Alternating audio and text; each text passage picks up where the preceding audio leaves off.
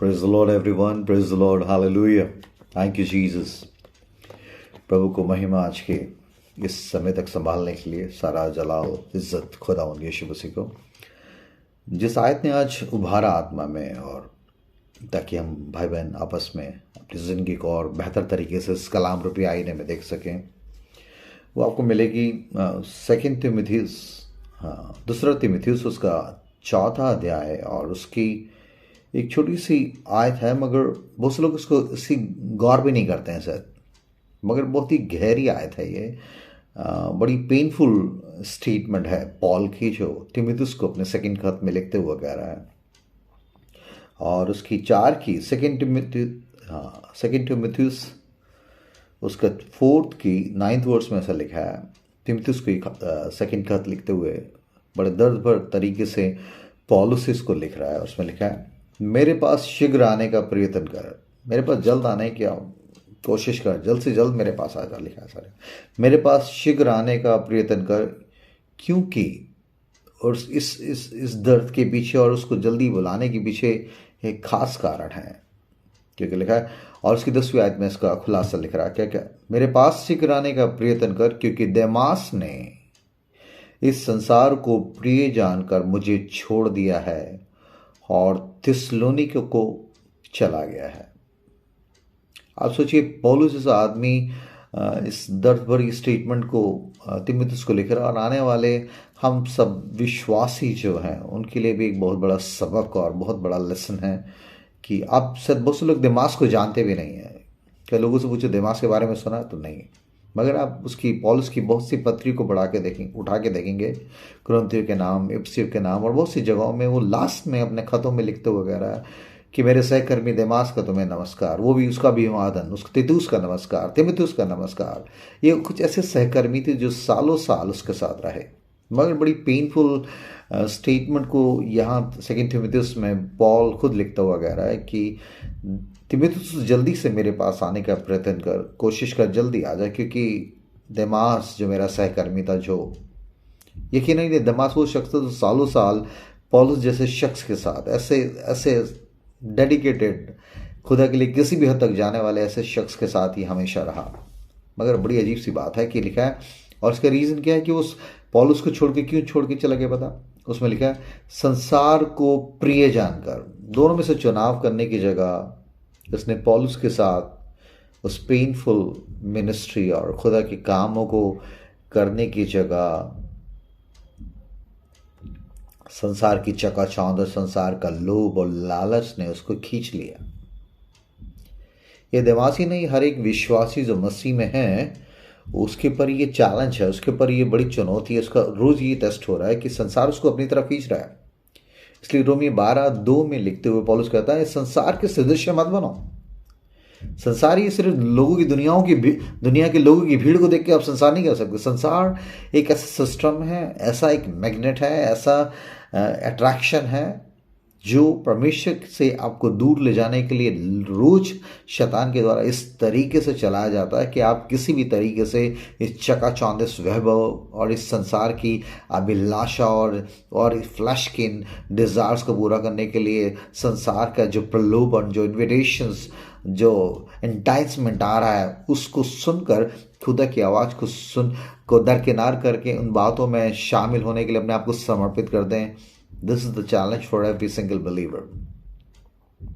और इस चीज़ों में देमास जैसा आदमी, देखिए किस तरीके से इतनी अच्छी खुदारी से, विश्वासयोग्यता से करने के बाद ये शख्स आखिर में कैसा इसकी फिनिशिंग हुई। देखिए, संसार के प्रेम ने उसको खींच लिया। आप कह नहीं चाहिए मैं तो ऐसा नहीं हूँ, हम ऐसे नहीं आ रही हो। मेरे और आपके लिए हर दिन आपके निर्णय, आपके डिसीजंस, आपके इंटेंशंस, आपके टारगेट्स, आपके डेली लाइफस्टाइल इस बात को खुद आपके अंदर आपको बता देगा, आपके कॉन्शियस में इस बात को डाल देगा कि आप सचमुच क्या चीज़ आपको लीड कर रहे हैं, कौन सी चीज़ आपको चलाने लगी है, संसार की चीज़ें या रूह की बातें। क्योंकि खुदा कलाम में लिखा, संसार और संसार की चीज़ों से प्रेम करना, परमेश्वर से बैर रखना है।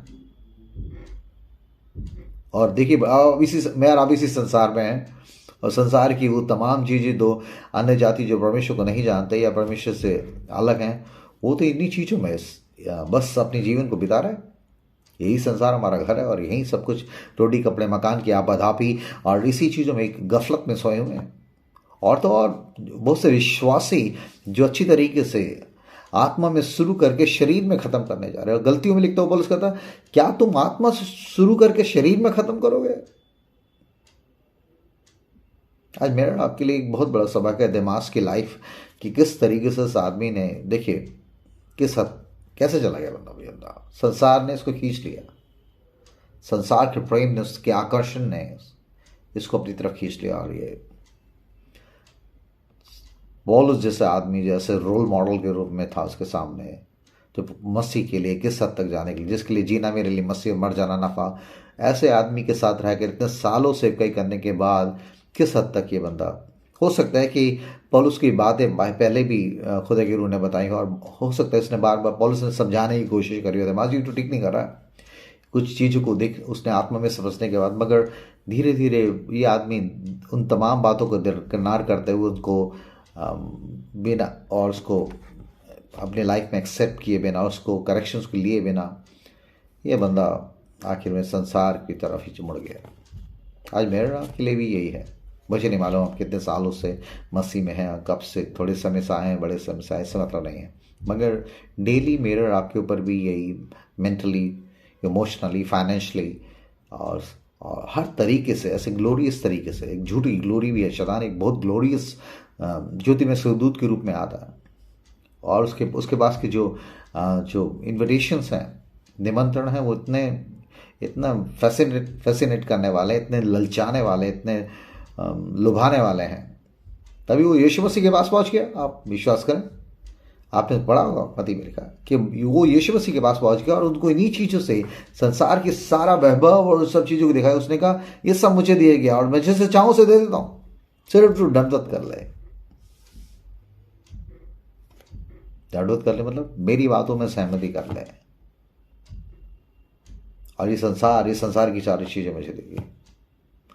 और आज भी बहुत से दूसरे लोग जो परमेश्वर को नहीं जानते, वो तो है ही उसी जंगल में उसके, मगर बड़ी बड़ी बेहतर तरीके से, बड़े ट्रिकी तरीके से शैतान बहुत से अच्छे विश्वासियों को भी, शायद एकदम नहीं होता, धीरे धीरे धीरे धीरे धीरे, और फायर से जलते हुए लोगों को धीरे धीरे, उनकी आग को, उनके पैशन को, उनको खुदा के लिए किसी भी कॉस्ट को पे करने वाले ऐसे लोगों को धीरे धीरे उनको ऐसे कॉम्प्रोमाइज लेवल में धीरे में डाल के ऐसा उसने गुनगुना कर दिया है। अगर बुझाया नहीं तो गुनगुना कर दिया।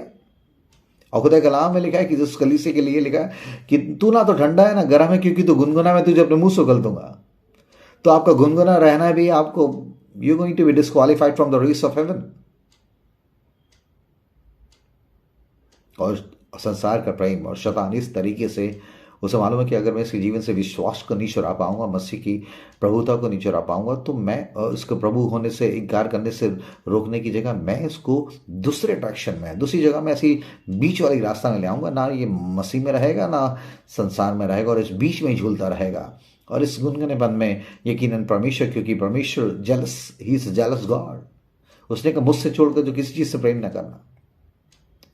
और इस प्रेम में, इस प्रेम में दरार आने की वजह से, पहले प्रेम में दरार आने की वजह से, एक कलीसिया को लिखता हुआ कहता है कि तूने अपना पहला सा प्रेम छोड़ दिया है। मगर दूसरी कलीसिया को लिखता हुआ कह रहा है तू ना तो ठंडा है ना गर्म है, क्योंकि तू गुनगुना है, मैं तुझे अपने मुंह से उगल दूंगा। मतलब ये दोनों सोचिए कि मेरे आपके लिए रोज जांचने, अपने आप को सोचने की जरूरत है, क्या मैं पहले परमेश्वर के पहले प्रेम में पाया जाता हूँ, या मैं धीरे धीरे गुनगुना होने लगूंगी दमास की तरह। और एक दिन अगर मैंने अपने आप को होश में नहीं आए, तो आप इस बात को जान लीजिए कि इस बात को आप हमेशा जान लीजिए कि, माफ़ कीजिएगा कुछ कॉल आने की वजह से कट गया, पर मैं इस बात को बताना चाहता हूँ कि खुदा हमें समझाना चाह रहा है। मैं ये नहीं कि मैं आपको प्रीच कर रहा हूँ तो मैं इससे एग्जम्प्टेड हूँ, नहीं, माफ़ कीजिएगा, ऐसा नहीं है। मगर परमेश्वर ये बोझ मुझे भी, खुद भी पर्सनली मैं अपने आप को जांचते हुए और अपने बहन भाइयों से मेरी ये गुजारिश है कि हम लोग डेली अपने लिए दुआ करें कि संसार का प्रेम या ये यहाँ की रहने वाली ये जिम्मेदारी ऐसा ना हो कि मुझे उस पहले प्रेम से अलग कर दे। ऐसा नहीं लिखा कि वो व्यभिचार में गिर गया दिमाग या दारू पीने लगा और किसी चीज, नहीं नहीं नहीं नहीं। उस सबसे अलग तरीके से शैतान ने उसको इतने अच्छी तरीके से इसको इसको आई मीन कन्विंस किया, और ये बंदा परमेश्वर की राहों से अलग होकर संसार की चीज़ों को प्राथमिकता देते हुए संसार में रहने के लिए अपने आप को इसने समर्पित होना बेहतर समझा और पौलुस को गुड बाय करके चला गया। और यही कई बार हमारा ये संसारिक फ्लैश, ये हमारा संसार का प्रेम और ये हमारा फ्लैश किस हद तक हमें खुदन की बड़ी कॉलिंग से, बुलाहट से दूर ले जा सकता है। ये बाइबल इस चीज़ों का बिना किसी के लाख लपट के छुपाए हुए लोगों के गिरने उठने की सारी दास्तान को यहाँ बयान करती है तिमुथियुस के लिए। मगर देखिए, तिमुथियुस को लिखते हुए कह रहा है, मुझे एकदम ही खुदा की रूह ने याद दिलाया कि फिलिपियों में एक वचन है जिसमें तिमुथियुस की वो तारीफ कर रहा है, और उस तारीफ के पीछे, उस प्रशंसा, उस अप्रिशिएशन, उस मोटिवेशन के पीछे एक बड़ी अच्छी बात लिखी है। देखिए, फिलिपियो, यस, उसका 2nd चैप्टर है, और यहां लिखता हो 3:20 में ऐसा लिखता वगैरह, क्योंकि मुझे प्रभु अच्छा 19 में ऐसे लिखा है कि तिमुथियुस के लिए लिख रहा है, मुझे प्रभु यीशु में आशा है कि मैं तिमुथियुस को तुम्हारे पास तुरंत भेजूंगा ताकि तुम्हारी दशा सुनकर मुझे शांति मिले। फिलिपी को लिखते हुए खत में लिखता कह रहा है, क्योंकि मेरे पास ऐसे स्वभाव का कोई नहीं। तिमुथियुस के लिए कितनी अच्छी बड़ी स्टेटमेंट, कितनी बड़ी बात कह रहा है, क्योंकि मेरे पास ऐसे स्वभाव का कोई नहीं जो शुद्ध मन से तुम्हारी चिंता करे। शुद्ध मन से तुम्हारी चिंता, तुम्हारी केयर करने वाला, तुम्हारे लिए कंसर्न रखने वाला और कोई दूसरा है ही नहीं मेरा। और 21वीं आयत में लिखा है, क्योंकि सब अपने स्वार्थ की खोज में रहते हैं, ना कि यीशु मसीह की। कैसी पेनफुल सिचुएशन यहां लिख रहा है, और सचमुच कितने लोगों से घिरा होता, कितने कितने कोवर्कर्स के साथ थे। ऐसा नहीं कि सब अनफेथफुल थे, मगर उसके बावजूद तिमुथियुस को बिल्कुल ही अलग कैटेगरी में रख के उसने कहा, तिमुथियुस को मैं भेजूंगा तुम्हारे पास, क्योंकि मेरी दशा, तुम्हारी दशा को और बेहतर तरीके से समझने और तुम्हारे लिए कंसर्न रखने वाला दूसरा मेरे पास कोई नहीं। उसके जैसा स्वभाव का कोई नहीं लिखा, बाकी सब अपनी स्वार्थ की खोज में रहते, ना कि मसीह यीशु की।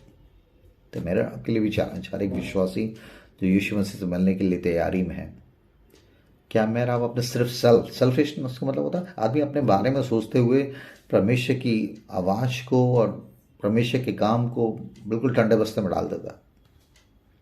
और ऐसे बहुत से लोग थे, करते रहे, मसीह यीशु की सेवा कर रहे थे, मगर लिखा है कि शुद्ध मन से, लिखा है क्योंकि सब, उसकी 21वीं आयत में लिखा है 2:21 में, क्योंकि सब अपने स्वार्थ की खोज में रहते हैं, ना कि यीशु मसीह की। इसलिए आज मेरा आपके लिए चैलेंज है, दिमाग को किस तरीके से शैतान ले गया है ना।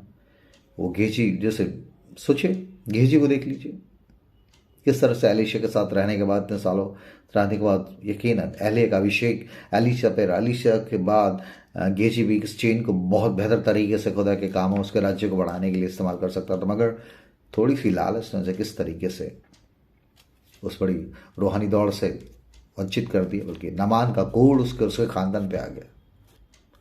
शायद वो फिजिकली कोड़ नहीं, मगर ये लालच, ये लोभ का, ये स्वार्थ का कोड़, ये संसार के प्रेम का कोड़ धीरे धीरे किसी और नई पैकिंग में लाकर शैतान हमें परमेश्वर से दूर ले जाने की कोशिश में है। इसलिए मुझे आपको रोज व रोज परमेश्वर के अनुग्रह में, उसकी दया में, उसके लिखा डरते और कांपते अपने उद्धार के काम को पूरा करते जाओ। Work out for your salvation with fear and trembling, ऐसा लिखा है, विद फियर, विद खुदा के खौफ में, उसके होली रेवरेंस में, और कांपते हुए कि हाँ खुदा ने हमें इस चीज़ को करने के लिए बुलाया। तभी मेरा सही मायने में अपनी दौड़ को विश्वासयुक्त से समाप्त कर पाएंगे। और उसके तिमुथियुस में जैसे लिखता हो, यीशु पौलुस लिखता हो, कहता है कि मैंने अपनी दौड़ पूरी कर ली है, मैंने विश्वास की अच्छी रखवाली करी है, और भविष्य में मेरे लिए वो मुकुट रखा है जो परमेश्वर मुझे ही नहीं परंतु हर एक उस शख्स को देगा जो उसके प्रकट होने की बाट जो रहे हैं। तो मेरा आप जो उसके प्रकट होने की बात जो हो रही है उससे मिलने की तैयारी में है।